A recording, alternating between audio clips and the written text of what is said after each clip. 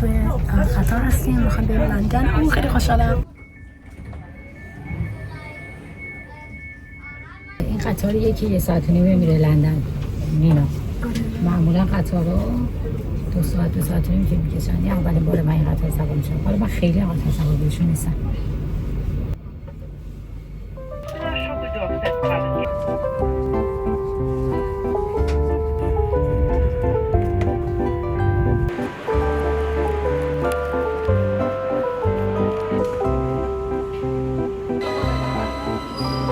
بچه خیلی آدم هست. مامانم میدونه آدم فراری هستم. میترسم فقط به آدم ها نگاه کنید. چی موقع میگم خب باشی چیکار کنم؟ زیر ششنه مون یونیک رو واقعا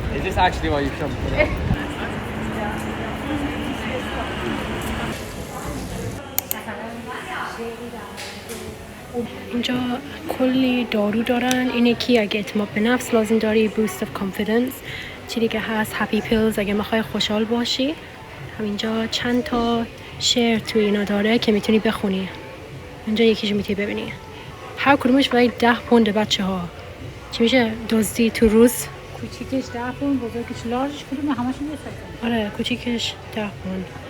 آره شاید این یکی لارجشه، این یکی کوچیکشه، یک کم فرق میکنه. همین. Oh, this is so cute.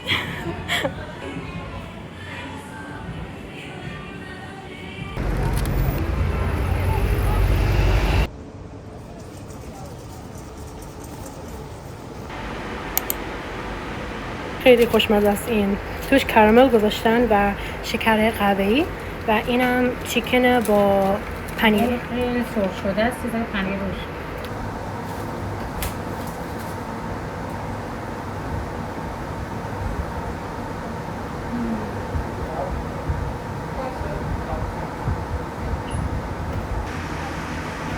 اشتباهی اومدیم چاینا تاون. اینجا غذای اندونزی داشتن.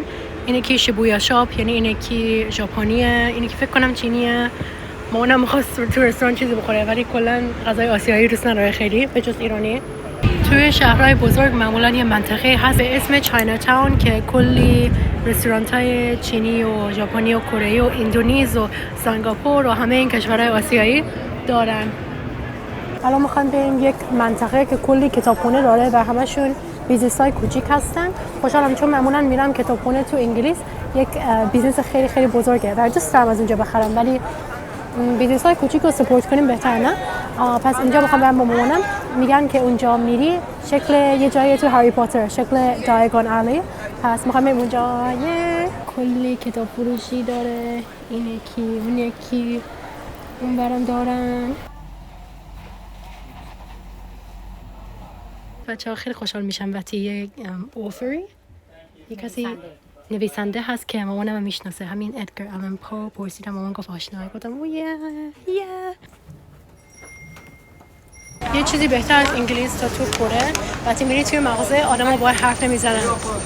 خدا رو شکر هر مغازه‌ای که میرفتیم تو کره آدما که اونجا کار میکردن میمدن حرف میزدن در مورد پیراهنا و این چیزا. میخوای کمکت کنی؟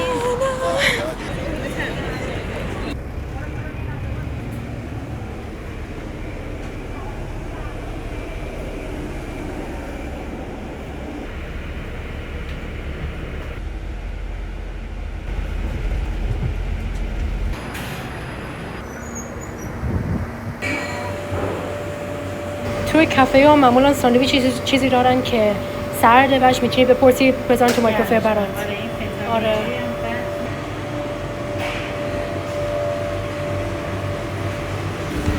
فقط ساندویچ نون پنیر داشتن، پس نمیریم اونجا غذا بخوریم، میریم یه جای دیگه.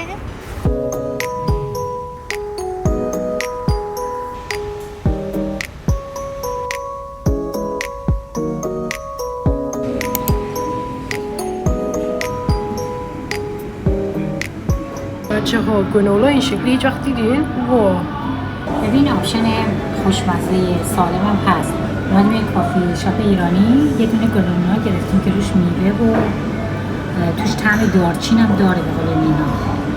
یه عالمه بری و نمیدونم این سوسه نمیدونم چیه، زد ترشه، اینم خوشمزه است روش. نیست؟